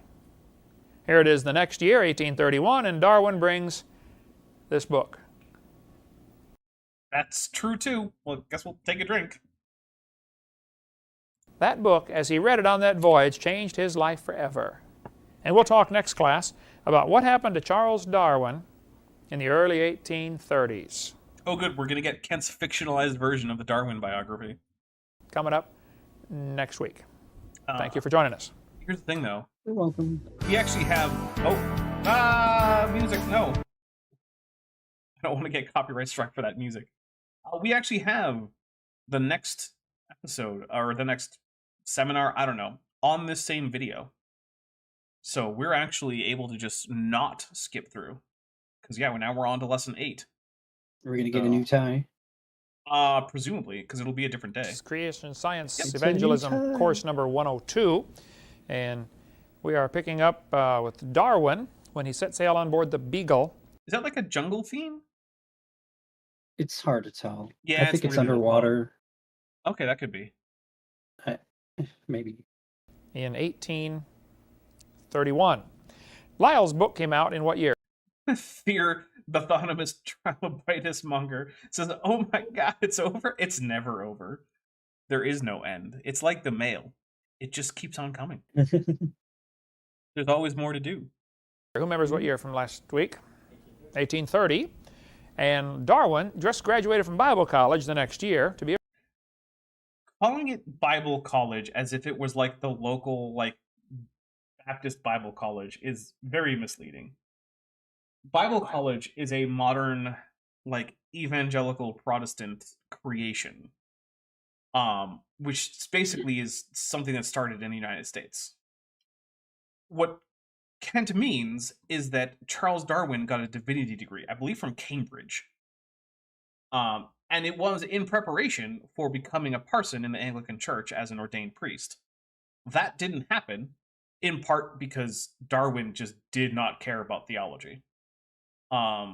He also was at odds with the theology of the Church of England, but that probably wouldn't have mattered since at the time, as long as you actually just kept like with the prayers and the services that were required, no one really cared that much what you believed as a parson in the Anglican Church. But it is the case that Darwin was a Unitarian, which is technically outside the realm of leaving you in good standings in terms of theology with the Church of England. So, you know. A preacher. Darwin has a fascinating history. His great-grandfather was Erasmus Darwin. He was so fat, he was a doctor, medical doctor, but he was so fat they cut the table out for him to be able to sit and eat. Hey, I don't... Like, that's a weird factoid, but what does it matter, Kent? How fat does Erasmus Darwin have to be before the theory of evolution is false? Like, if he's on, like, My 500-Pound Life, that's the name of the show, right? I don't know. Sure, whatever. Does that make evolution wrong? No, it doesn't matter. It's completely irrelevant. It means nothing. Sean, for $5, says, Kent talking smack about someone going to Bible college is the height of projection. Yeah, especially since his Bible college isn't even an actual college. Like, there are real Bible colleges out there that have, like, real degree programs, and you can actually get a pretty decent education in some fields in them. Yeah. Vandalian 1998 for $5 says, Course 102, wow, we must be dealing with the master or PhD level knowledge now. Good one. Yeah. DM Luca was a trilobite confirmed wing for $2 says, Cambridge, Patriot U. What's the difference? Yeah, it's basically the same thing, right? What are you going to learn at Cambridge that you couldn't learn at Patriot Bible University? They're basically identical. I mean, sure, one has an amazing campus and hundreds of years worth of history and is one of the oldest academic institutions in the entire world. And the other is a double wide trailer in the middle of nowhere. And one has prestigious and highly sought after professorships. And the other one doesn't have a faculty at all beyond like one administrator and one secretary. But I'm sure you're learning just as much at Patriot Bible University. He couldn't reach the food otherwise. They had a special table with it cut out for him. His dad was also a doctor. Charles Darwin's dad was. And they had sent Charlie to school to be a doctor. But he just didn't have the stomach for it, the blood and the cutting people open. He just couldn't. Actually, from what I've read, and I'm not a Darwin biographer, it was more that he was interested in studying animals and also being a bit of a class clown was really the problem. He wasn't interested in any of the studies that he was sent to do. He was interested in various other topics in what at the time would have been termed natural philosophy, and generally things that there were no degree programs in, right? You couldn't get a degree in biology at the time. That just wasn't a thing. And also, like I said, yeah, he had a reputation for being like the class clown. He was there to amuse his classmates.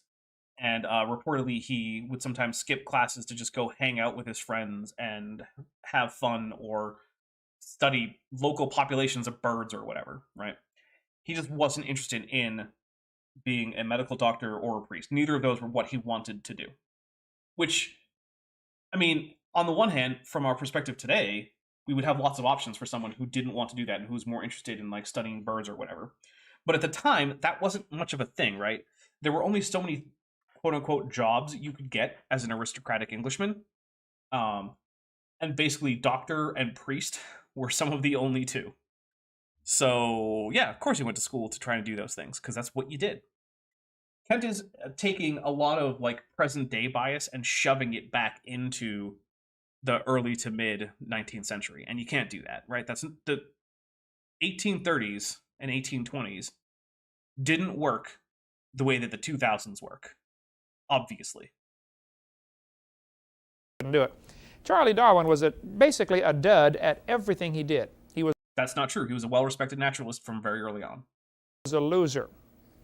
He didn't know how to work. He didn't know how to do much of anything, except he loved to hunt and shoot birds. He just loved to shoot birds.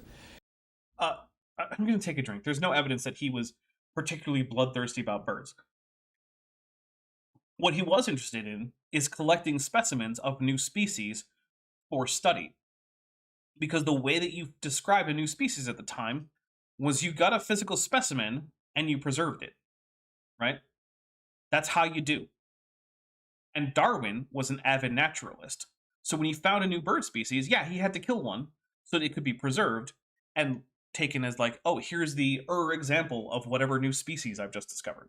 And he discovered a whole lot. Now, granted, generally speaking, they were species already known to the locals in an area, right?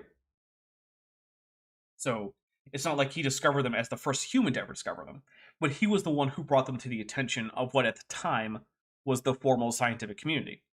Now, as a result of various historical circumstances, that largely started in Western Europe. And that means that the people who we have remembered as quote-unquote discovering various species, especially early on, tend not to be the locals who already knew about them. It's a bit of a historical injustice, but like, I can't do anything about it now, so I'm not going to spend a whole lot of time worrying about it. Savage Crichton et al. 1990 Cobra says this is a man who thinks there were Baptists in the first century, and yeah, he is a bit of a landmarkist, which, in case you guys don't know, is basically this weird conspiracy theory that actually the Baptists were the first Christians, and they are the only true Christians, and that various what are now thought of as heretical groups like the Albigensians and the Cathars were actually secret Baptists who were oppressed by the Catholic Church. It's hard for me to describe how completely insane that is as a historical take on the history of Christianity. It's just not true. The Baptists came out of the Protestant Reformation. That's just what happened. Their theology would have been completely alien to, the Cathars or whomever. It's actually not even clear that the Cathars were a coherent group, and they may have just been sort of a figment of the minds of various inquisitors. So there's that too. But he also raised pigeons. That he did. He actually talks extensively about pigeon breeding in The Origin of Species. We'll take a drink for Ken getting it right. Kind of a strange fella. Not really. I mean, look, one of my uncles raised pigeons. Pigeons are cool. There's different breeds. They can be friendly. If you're into squab, which is, just a fattened baby pigeon, basically, they can be delicious. There's lots of reasons to raise pigeons. He really enjoyed worms. He loved worms. Now, there's literally no evidence of this. This is just something that Kent has made up. that's one of the reasons he hated birds, because birds ate worms, and he thought that was kind of cruel and hard on the worms, so he shot all the birds he could find. The more you read about the guy, the more you wonder. He did not shoot all the birds he could find. There's no evidence of any of this. This is just figments of Kent's imagination because he wants to denigrate Darwin, because in his mind, just like if you denigrate Jesus, it makes Christianity seem implausible. He thinks of Darwin as the atheist version of Jesus, right? That's why he thinks that, science, basically, the way we know it, is a religion. That, Darwin is the prophet, right? It's like scientists have, their own shahada, and it's I don't know, Darwin Rasul al-Ilm, or something, which is just Arabic for Darwin is the messenger of science. There you go. There's some Arabic for now. But that's not how it works, right? Darwin is just a scientist who got some things right, he got some things wrong, and we remember him for historical reasons. He could be the worst possible person imaginable. He could be I don't know. He could have genocided 8,000 different tribes, killing hundreds of millions of people. It wouldn't make evolution wrong. I wonder how on earth he ever became so famous, because he really was a loser. He was a lousy student. That part is kind of true. He was a bit of a lousy student. He wasn't good at much of anything. Except all that naturalism, he was great at that, which is why he's famous. It's why his books were widely read. It's why he became a household name during his own lifetime. Never showed an interest in hardly anything except sports. Well, he was interested in sports, but again, he was also interested in the natural world, hence the Very being a much so. naturalist. Playing around. He just didn't do much. But when he dropped out of medical school, they sent him. Yeah, as Captain Ryder points out, Ken is basically saying Darwin loved these creepy, crawly worms. Yuck. Yeah, which is another thing. Even if he did like worms, there's a lot to like about worms. Worms are cool. There's a lot of really cool stuff going on in the world of worms. Turns out there's a lot of different kinds of worms, too. BioAlley, is Dapper going Godwin's Law? I almost went Godwin's Law, but then I didn't, right? I didn't. Because I was going to say Mega and then go Darwin or Godwin's Law, but I stopped myself. I was like, no, don't do it. Don't do it. You're going to get demonetized.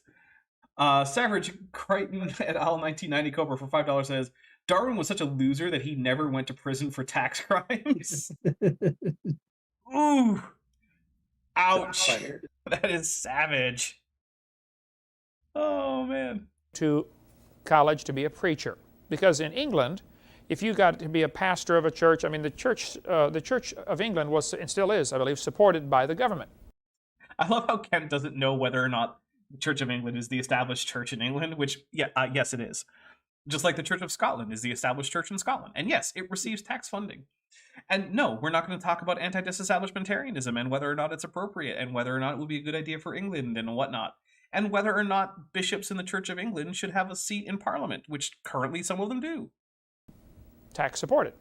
So you don't have to work, you don't have to do nothing, you just... No, you have to do the jobs of a parson, right? So what's a parson? It is someone in the Anglican Church, or there's also Catholic parsons, but we're not going to get into it, who is in charge of a parish church, which, as a result of being the Church of England, is technically a crown property, although it's not actually privately held by the monarch. So it's like more of a state property, in that, you know, the monarch isn't allowed to just do what they want with that, whereas they can with their various private holdings, like their business investments or privately held land. It's a little complicated. But anyway, you are taking care of this church on behalf of the crown, and you are paid by the crown to do so. But part of taking care of this church involves things like making sure that the physical upkeep of the church is taken care of, which usually involves things like, you know, hiring contractors and whatnot. You're probably not going to be up there like plastering the ceiling or something, right, as the parson. But, you know, you have to keep track of that stuff. It involves things like performing services. So doing like weekly masses, doing weddings, doing funerals, doing baptisms. You have to do all the things that a priest would normally do, because that's what you are. You're the priest of a church. You got to do the priest things. So, yeah, and because it's Anglicanism, you also are probably, you know, helping to take care of a family, because most Anglican priests are married and have kids. Savage Crichton et al. 1990 Cobra says, Darwin also never had a wife leave him. That's true. He and Emma stayed together until Darwin died.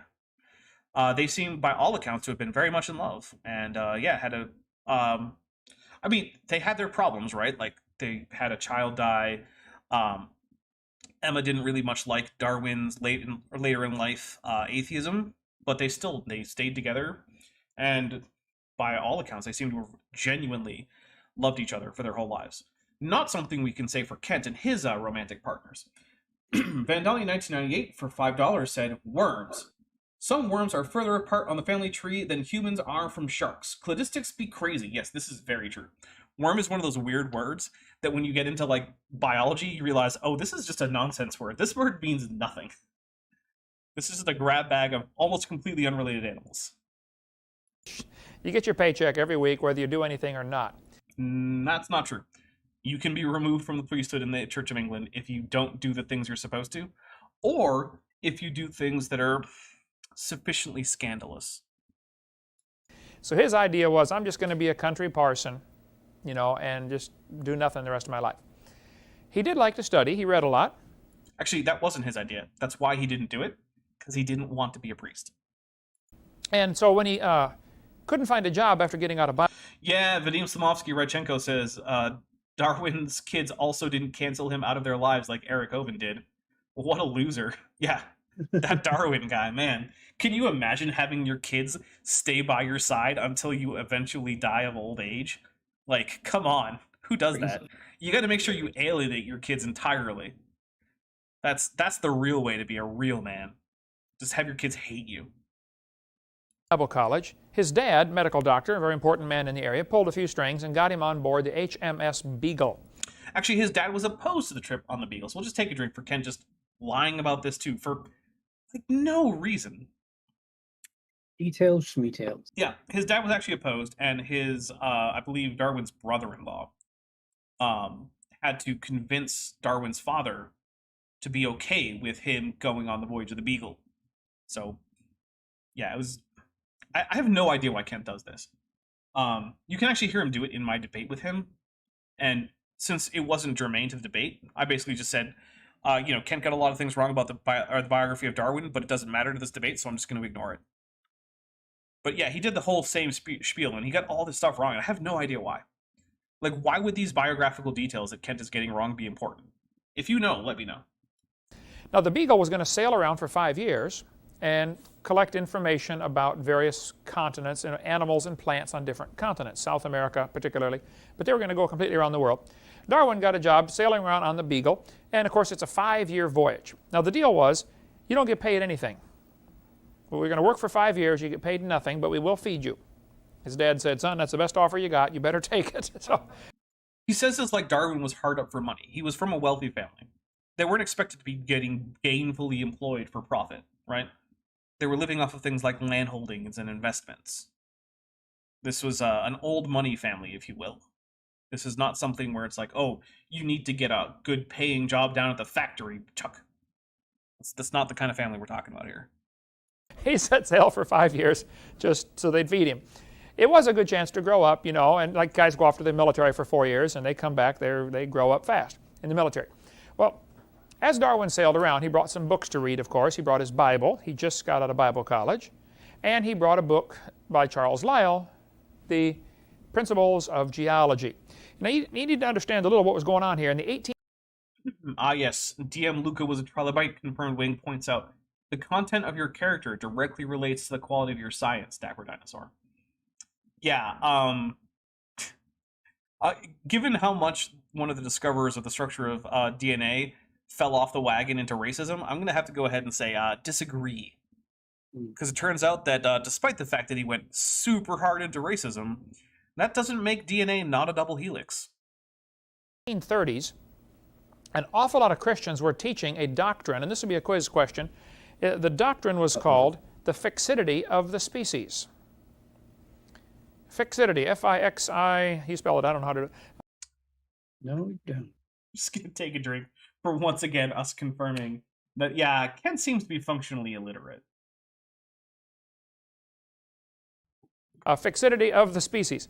What that means is, they said if there are 20 different kinds of dogs, well then God made 20 kinds of dogs. Ken, what do you mean by kind here? Seems like you're equivocating on kind. Oh my goodness. Why would he misuse this highly technical creationist term? Who knows? Because nothing changes.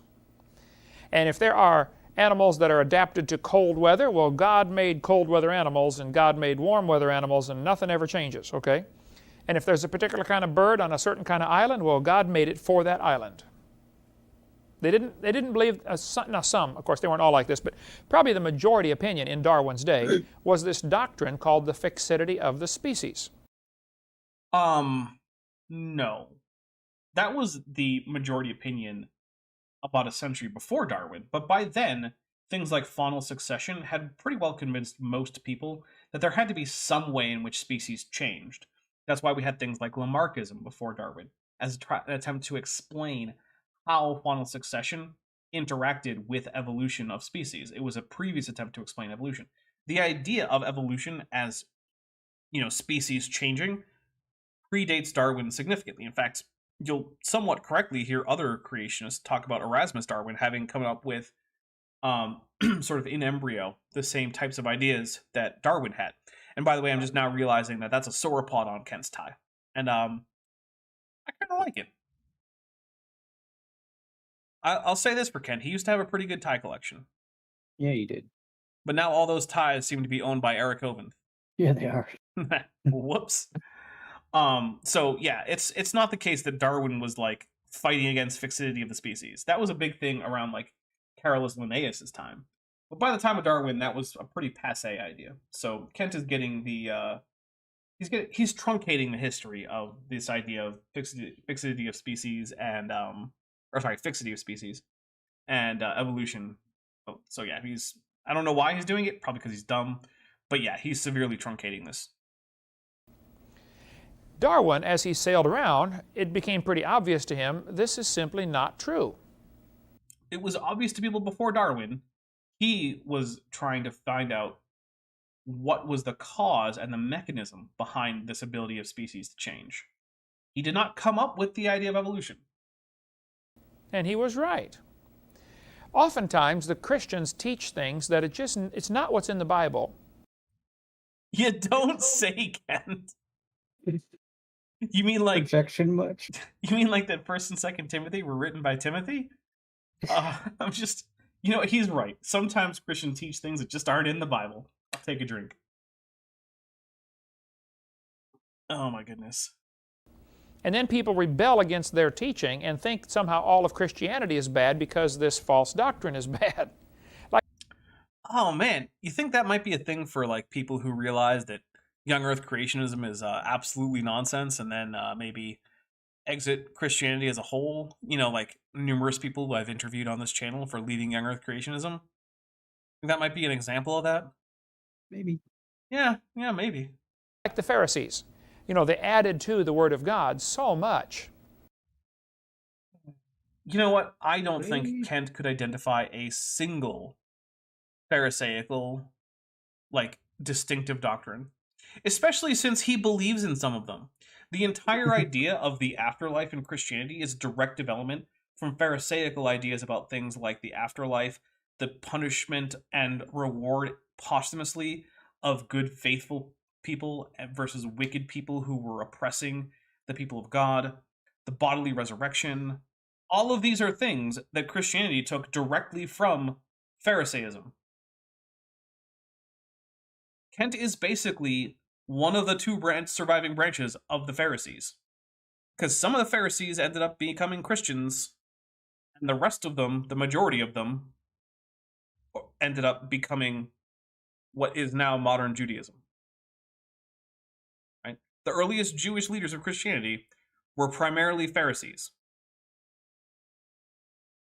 I would be shocked if Kent could identify a single thing from the Pharisaical tradition that is distinctive as compared to, say, the Sadducees, who were the people in institutional power in terms of things like temple leadership. And people they just rebelled against the Pharisees' rules, but it caused them to rebel against God's Word, and that was the mistake. Who? Who was doing this rebelling against the Pharisees? People. I mean, you have in the New Testament Jesus calling out certain aspects of certain Pharisees doing things that were, at least according to the narrative, harmful in various ways. But there's no historical evidence of some large-scale revolt against the Pharisees. That's just not a thing that we have any evidence for. Of course, there were always people who had disagreements, right? Spoiler alerts. Not everyone in Judaism has ever agreed on everything. Weird, right? Because it's a group of people who are so well known for never having debates and always agreeing with each other. One of for instance, the Sabbath commandment was, do no servile work on the Sabbath. You know, where's the word servile in the Bible, Kent? What chapter is that? He just added. Oh, you mean he's adding things to the Bible? Yes. Oh, we'll take a drink for that.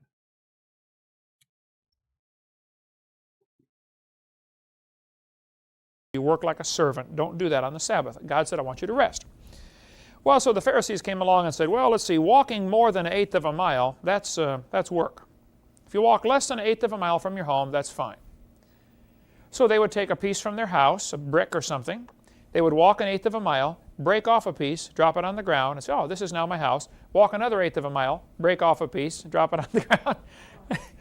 Look. I would love for a citation for this. For a loophole to the stupid rule which they made up to begin with.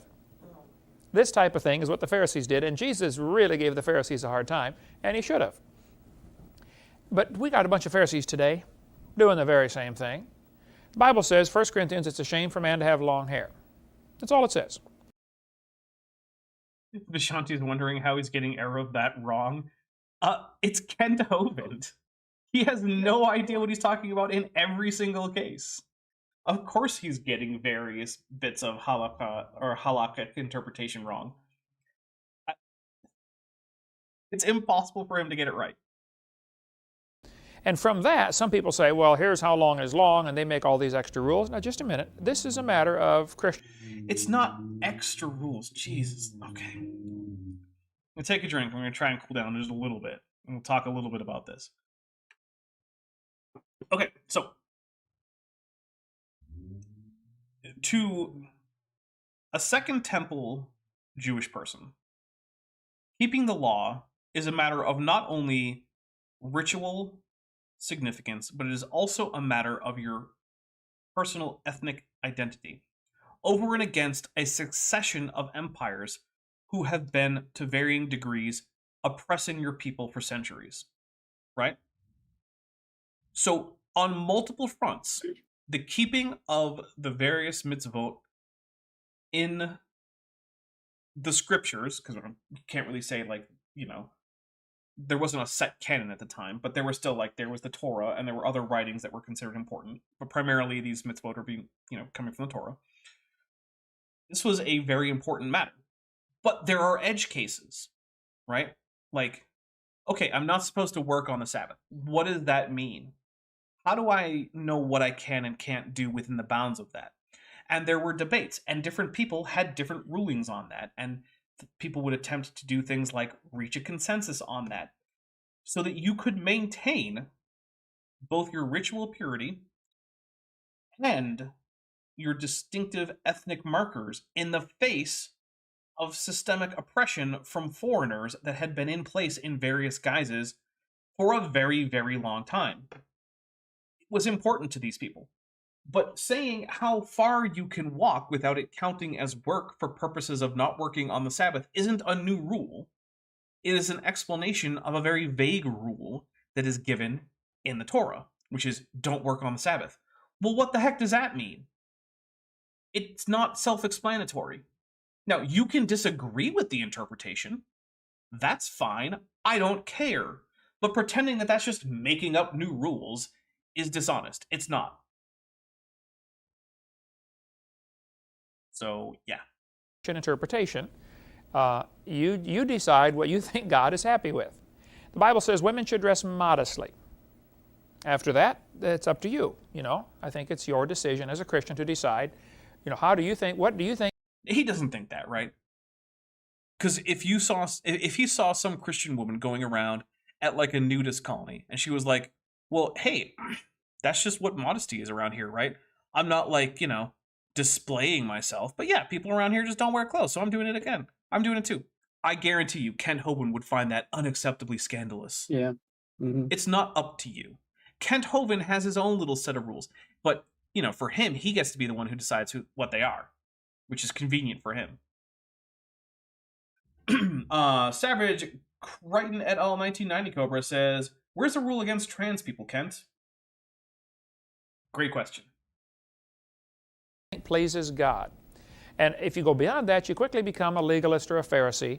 I don't want to offend anybody. I keep a nice short haircut because I don't want to offend anybody. I want to. Nobody would. As if being a Baptist wasn't already one of the more rules-laden versions of Protestant Christianity. I'm taking a drink. These are people who were like, "Oh no, women must wear ankle-length skirts or dresses, no cards, no drinking, no smoking." It is hard to find a more rule-bound sect of Protestant Christianity than freaking Baptists. Cookies Riot for $5 says, "Kent rants about the Sabbath tradition while observing it on the wrong day because some guy named Constantine picked a new day." That is incorrect. Constantine had nothing to do with the use of Sunday as a day of worship for Christians. In fact, the gathering on the Lord's Day is recorded in the Acts of the Apostles, which probably not written by the companion of Paul, Luke, to whom it's attributed in its own text, is certainly a very early text that predates the First Council of Nicaea. So yeah, Christians started worshiping on Sundays starting at least towards the end of the first century. So yeah, that is ahistorical by several centuries to say that Constantine picked a new day.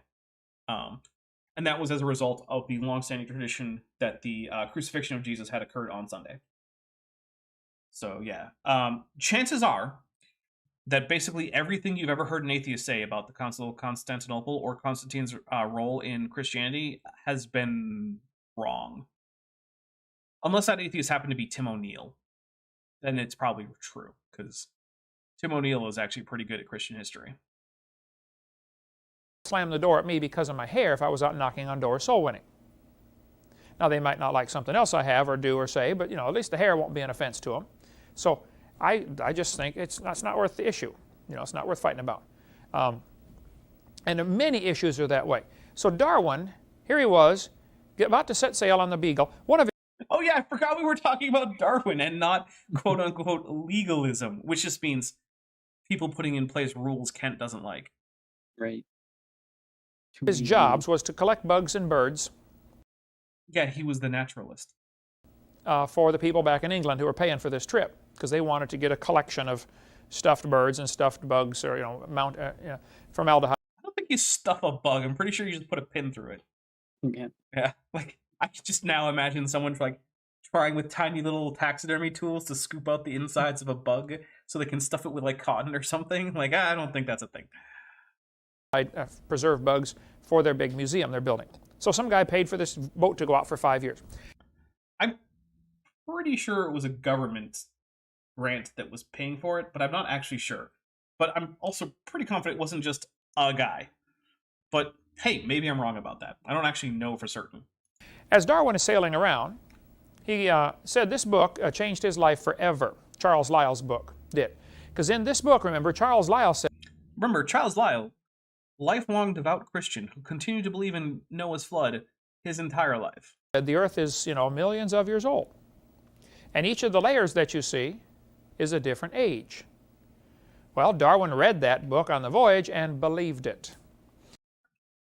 It's actually not clear whether or not the first time he read it was on the Beagle, or whether he only started to believe like the conclusions of what was then modern geology during his time on the Beagle. So like, then again, it's not a major thing. Vishanti for $5 says, if bugs could be stuffed, Jamie Mawson would have done it by now, Mothra. I'll take a drink for Mothra. All right, guys, we're going to start wrapping things up. Bent, you got anything to announce to the people here? Yes, I would like to give a thank you to Savage Cobra for getting me a gift off of my Amazon wish list. He got me tortilla-style protein shake. Nice. Thank you very much. I That is do pretty have an Amazon wish list. I also have a Patreon, and I have free music you can download. Link in the description. Well, Ben, I don't think we're getting the tutu for next time because we are $68 away. So looks like you are Can't wear it every freed from the time. tutu. All right, everybody. I want to say thank you so much to everyone who's here. It was Jaime Mawson. I'm sorry, Vishanti. My bad. Look, you trying to get me to get the language right. I've been drinking. I'm tired. It's hot in here. Sorry, Jaime. I'm gonna get so much shit for that later. I'm going to be hearing about that one for like a week and a half. Okay, let's take a look at what's coming up on the channel. On the 12th, we have the next creationist so-called facts thing from ICR. That is ICR Facts 21 through 31. That includes the Little Grand Canyon, language families, origin of races, population growth, the Ice Age, ice comets, climate change, carbon-14 dating, dino cells, dino tracks, and dinos and humans. Yeah, Vishanti, it's true. When I drink, I go for Klingon or French. Yeah, Spanish actually falls away. I'm buffering. Okay, I should be back from buffering. Sorry about that. OBS just decided that I didn't have a connection anymore. So yeah, that was a little technical problem there. So yeah, on the 12th of October, 2023, that'll be the next ICR false facts video. On the 14th, I am planning to finish up the Pete Greer video. I don't care how long it takes. We're not having another episode of Pete Greer after this Saturday. So that'll again be at noon Pacific, 3 p.m. Eastern. Show up. It'll be a lot of fun. On the 17th, the plan is Matt with Maddie. I'm going to be messaging Maddie later today or maybe tomorrow to confirm whether or not she is good for that. That will be at 6 p.m. Pacific, 9 p.m. Eastern, just like this show today. And there you go. That is the next week or so of programming here on the channel. Once again, thank you very much for all your generosity. If you are interested, please check out the Patreon, check out the channel memberships, check out the wish lists, check out the merch store. All that is great stuff. I actually just got a phone case for my Android phone, and I really like it. It's actually a really high resolution picture, and like the detail is great. So, yeah, I'm actually pretty impressed. Is it the absolute sturdiest phone case? No, but it's also not the most expensive phone case. So, you know. But yeah, there's mugs, there's t-shirts, there's a blanket. See that blanket in the background? Yeah, that's on the merch store. So yeah. Also, DM Luca was a trilobite confirmed wing just sent a super sticker that says bye-bye for $3. Bye-bye, everybody. I hope to see all of you on Thursday. And for those of you who are members or patrons, head over to the Discord if you like. We're going to watch some Power Rangers. Talk to y'all later. Bye, everyone.